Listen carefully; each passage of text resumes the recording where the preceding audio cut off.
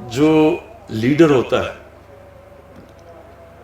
Leader کی جو سب سے بڑی دو کوالٹیز وہ بہت ضروری ایک لیڈر میں ہونا ہوتی ہے، صادق اور امین۔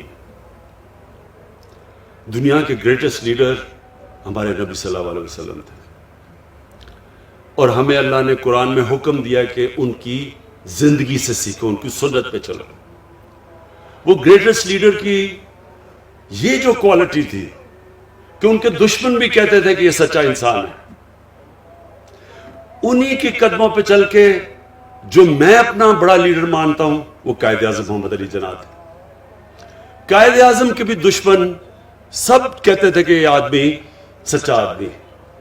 وہ انگریزی میں تقریر کرتے تھے قائد اعظم، عوام کو سمجھ نہیں آتی تھی لیکن کہتے تھے جو یہ کہہ رہا ہے وہ سچ ہی کہہ رہا ہے۔ میں یہ چاہتا ہوں کہ یہ بہت ضروری ہے کہ آپ کے اوپر جو یہ اللہ کی طرف سے ذمہ داری آتی ہے، بڑی ذمہ داری ہوتی ہے کہ آپ کو ایک خاص مقام دیا ہے وزیر اعلیٰ اور وزیروں کو کہ آپ اپنے لوگوں کی زندگی بہتر کر سکتے ہیں، تو بنیادی یہ دو چیزوں سے نہ ہٹنا، صادق اور امین۔ ایک حدیث ہے کہ شیطان انسان کے گناہوں کو پبلک میں نشر کر دیتا ہے، آپ چھپانے کی بھی کوشش کرتے ہیں وہ گناہ باہر نکل آتا ہے۔ اب کس کو کیا پتا تھا کہ آپ نے اپنا نیب کا ہیڈ بھی رکھ لیا، آپ نے چارٹر آف ڈیموکریسی سے سمجھوتا بھی کر لیا، مکا بھی کر لیا دونوں سب سے۔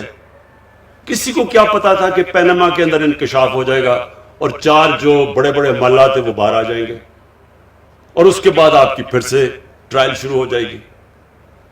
دیکھیں یہ چوری چھپتی نہیں ہے، اور یہ چوری کو چھپانے کے لیے، ایک جھوٹ کو چھپانے کے لیے 100 جھوٹ بولنے پڑتے ہیں، اور وہ جو انسان پیسہ بناتا ہے اپنی اولادوں کے لیے تو اولادوں کو بھی جھوٹ بولنا پڑتا ہے ان میں، وہ پیسہ بچانے کے لیے وہ بھی سارا دن جھوٹ بولتے رہتے ہیں۔ اس پیسے کا کیا فائدہ جو آپ کی بھی تباہی کرتا ہے، آپ کی اولادوں کی بھی تباہی کرتا ہے؟ یہ جو حرام کا پیسہ ہے یہ ایک اللہ کی لعنت ہے۔ میں دونوں آصف زرداری اور نواز شریف کو 30-40 سال سے جانتا ہوں، میں نے ان کے اوپر اللہ کا عذاب آتا دیکھا ہے، یہ ہمارے لیے عبرتناک ہے۔ اپنی زندگی میں دیکھا ان کے اوپر کہ ان کی کیا حالت بنی، کبھی جیل میں جا رہے ہیں، کبھی باہر آ رہے ہیں، کبھی جھوٹ بول کے لندن جا رہے ہیں، کبھی سعودی عربیہ جا رہے ہیں، سب کے چوری کا پیسہ بچانے کے لیے۔ پھر بچوں کو جھوٹ بولنا پڑ رہا ہے کہ لندن تو چھوڑو پاکستان میں بھی کوئی پراپرٹی نہیں ہے۔ پھر یہ پوری اے پی ڈی ایم کیمپین کر رہی ہے، کرونا میں لوگ مر رہے ہیں، بیماریاں بڑھتی جا رہی ہیں، ہر روز اموات بڑھتی جا رہی ہیں۔ کل ہماری 3-2.5 مہینے کے بعد سب سے زیادہ لوگ ہمارے کرونا سے گئے تھے، 70 سے اوپر، لیکن وہ جلسے کر رہے ہیں۔ پتہ ہے کہ جب لوگ جمع ہوتے ہیں تو کرونا پھیل جاتی ہے، سب کو پتہ ہے۔ سارے میڈیکل ورکرز، ڈاکٹرز، نرسز ہمیں کہہ رہے ہیں کہ جی پریشر پڑتا جا رہا ہے ہسپتالوں میں، اور وہ جلسے کر رہے ہیں۔ اس لیے کیوں کر رہے ہیں؟ چوری بچانے کے لیے۔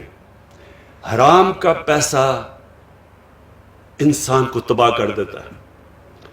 کسی ڈاکٹر سے پوچھ لیں کہ جو سب سے بڑا بیماریوں کی جڑ ہے نا، جس سے کینسر بھی پھیلتی ہے، ہارٹ ڈیزیز بھی، بلڈ پریشر بھی، ڈائبٹیز بھی، وہ ہے سٹریس، ذہنی دباؤ۔ یہ سب سے زیادہ انسان کو نقصان پہنچاتا ہے، سب سے زیادہ بیماریوں کی ڈر سٹریس ہے۔ اور اگر آپ نے سٹریس دیکھنا تھا تو کل ایک ہارٹ ٹاک کا انٹرویو ہوا تھا جدھر اسحاق ڈار، پاکستان کے وہ پرانے وہ جو فائنانس منسٹر، ان کی شکل دیکھ لیتے ہیں۔ اس پروگرام میں اس کی شکل دیکھیں تو آپ کو پتا چلے گا کہ سٹریس کیا ہوتا ہے۔ اگر وہ نہیں بھی اس کو ہارٹ، اس نے کہہ رہا تھا کہ میرا کوئی ہارٹ کا مسئلہ، اگر وہ نہیں بھی آیا تو اسے ہو جانا تھا۔ جھوٹ پہ جھوٹ بولے جا رہا ہے، ساری دنیا دیکھ رہی ہے، سب دیکھ رہے ہیں. تو میں آپ سے یہ آج ایز پرائم منسٹر، آپ کی پارٹی کا ہیڈ، خاص آپ کو تاکید کرنا چاہتا ہوں. بہت بڑی ذمہ داری ہے آپ کے لیے. جتنی آپ اپنے لوگوں کی خدمت کریں گے، آپ کو اللہ بھی آپ سے خوش ہوگا، اور جب اللہ خوش ہوتا ہے تو آپ کے دل میں سکون ہوتا ہے. زندگی آپ کی جتنی مرضی مشکل ہو، سوئیں گے آپ اچھی نیند، کوئی آپ کے اوپر دباؤ نہیں ہوگا، لوگوں کی دعائیں آئیں گی آپ کو. جب آپ ایک انسانیت کی مدد کرتے ہیں، یاد رکھیں اللہ آپ سے خوش ہوتا ہے. جب اللہ آپ سے خوش ہوتا ہے تو آپ کی روح خوش ہوتی ہے، اور روح کنیکٹڈ ہے اللہ کے ساتھ، اور وہ انسان کو سکون دیتی ہے. ہمارے نبی صلی اللہ علیہ وسلم، ان کی زندگی آسان نہیں تھی.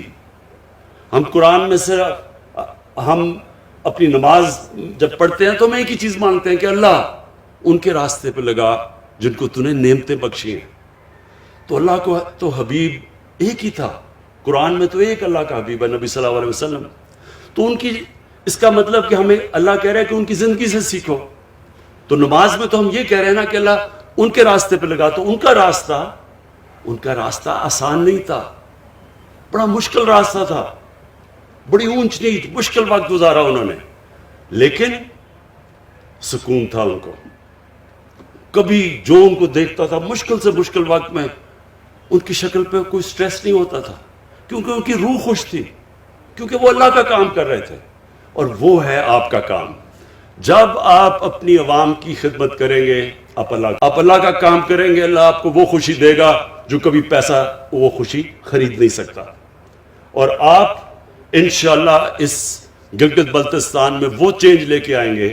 ہم آپ کے ساتھ کھڑے ہیں، سینٹر آپ کی پوری مدد کرے گا. اور میں یہ چاہتا ہوں کہ جب آپ کا ٹائم پورا ہو تو گلگت بلتستان کے لوگوں کی زندگیاں بہتر ہو چکی ہوں. شکریہ.